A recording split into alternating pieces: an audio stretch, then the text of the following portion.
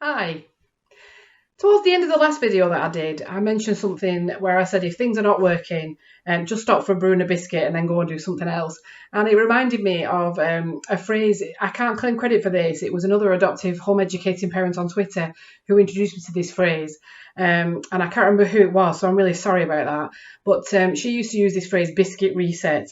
And it was a way to describe what happened when everything just got too much and the whole family would stop what they were doing, just put the activity down, whatever it was, walk away from it and go and have a cup of tea and a biscuit, or go and have a juice and a snack or something else. It doesn't have to be a biscuit. But the idea was to recognise when things are getting too much, and when carrying on doing this, it will become counterproductive. And I wanted to talk really briefly about that today.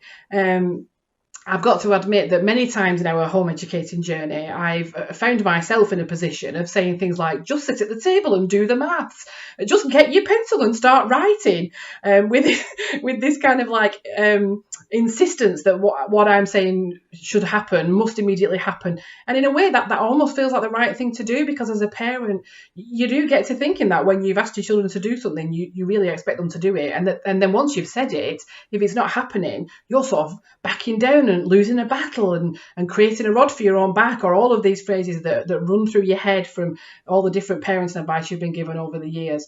It took me a while to learn this, and I still sometimes fail at it. But basically, if you're stressed and your children are stressed and everybody's stressed, there's no real learning taking place.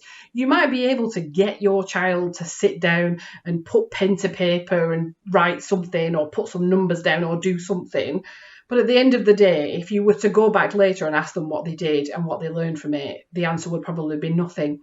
Because when we're feeling anxious and stressed like that, when everyone's emotions are running high, when we're having to start making demands and lay down the law and even think about consequences and all of this stuff and insist, when all that's happening, the parts of our brain that are ready to learn stop being ready to learn. They're not working, they shut down, and we end up with children who might be able to go through the motions of doing what they think we want, but are not actually learning anything valuable from the process.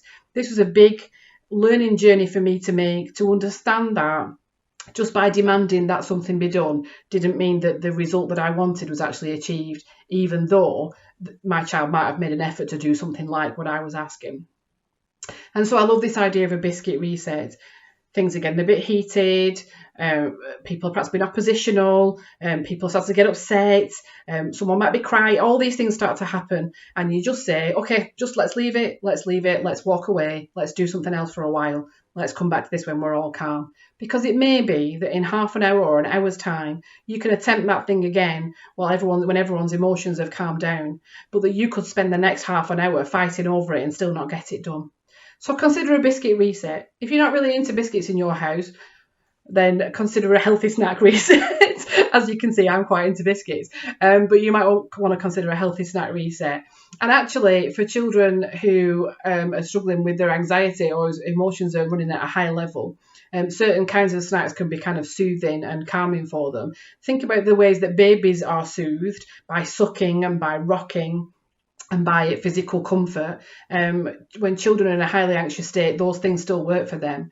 So think about sucking yogurt straight out the pot through a straw, or sucking a thick smoothie through a straw, or sucking a boiled sweet, or some other kind of sucky kind of snack.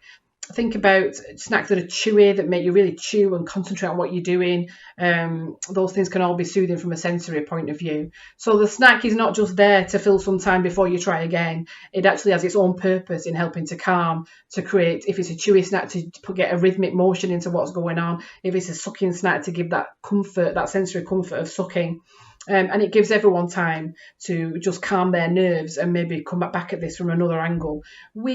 Like our children, as adults, we can sometimes get stuck on a rut of just trying to do things in the same way. And sometimes we all need that break to walk away from what we're trying to do, to take some deep breaths, to have a biscuit and a brew, and to think about a more creative and a different way of approaching what we're trying to achieve that might get better results with a lot less anxiety and upset and strain for everybody. So if you're having any struggles at this time, consider a biscuit reset. Hold your hands up, say, this is not working, let's just stop. All walk away from it, leave the stuff on the table, just leave it, walk off, get a really great snack, a hot chocolate or a brew or whatever it is you want to eat and drink, and take half an hour to an hour to readjust yourselves. to calm yourselves, to think about it from another point of view, and then try and come back to it again later. And if you don't get back to it later, there's always another day. I really hope you're keeping well. If you're struggling at this time, know that you're not alone. Lots of people are struggling. And if you need to contact Adoption UK's helpline, it's still open. If you need to talk to people on our forum, that's still open. If you are a member of Adoption UK, you'll be able to find your support group still manned by volunteers, all moved online. So if you need to talk to somebody, if you're finding things difficult, don't be alone. We're all still here for you at Adoption UK.